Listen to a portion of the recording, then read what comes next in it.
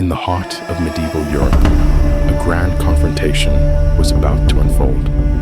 The Polish-Lithuanian Commonwealth, determined to challenge the growing threat of the Teutonic Order, assembled a formidable army.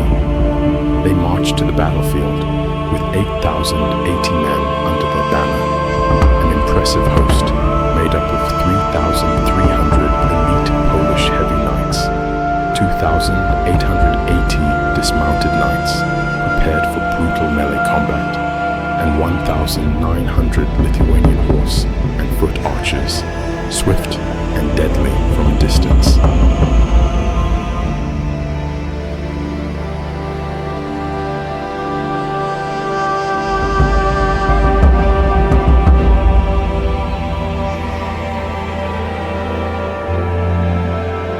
Facing them stood the Teutonic Order, a military juggernaut forged in crusades and massacres. Their total strength numbered 10,500 troops. Among them were 1,440 trained spearmen, 6,150 Teutonic infantry, 2,080 archers and crossbowmen skilled in ranged warfare, and 1,060 fearsome heavy Teutonic knights, the iron heart of their army.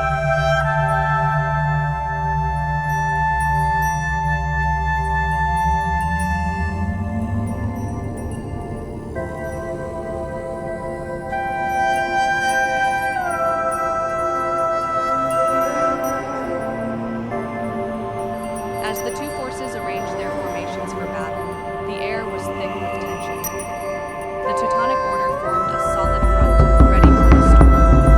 Suddenly, the Lithuanian horse archers surged ahead, unleashing volleys of arrows at the enemy's front lines, striking from a distance with deadly precision. Enraged by the hit-and-run assault, the Teutonic knights gave chase, charging after the elusive horsemen.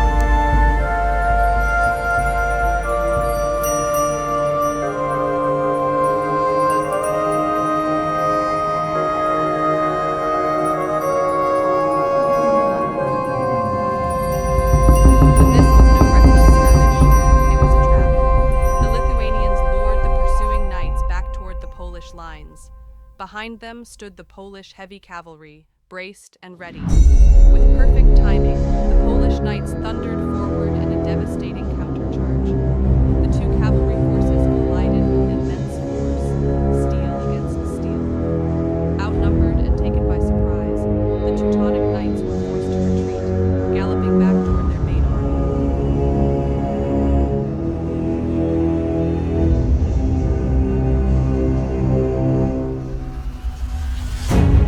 But there was little time to regroup.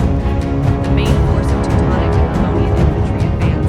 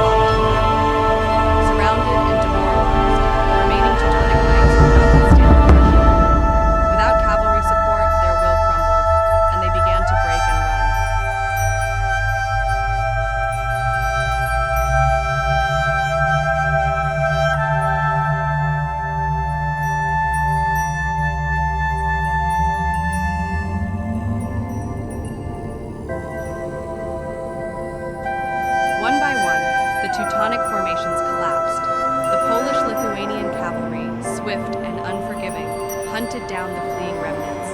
The battlefield was theirs. Victory belonged to the Commonwealth.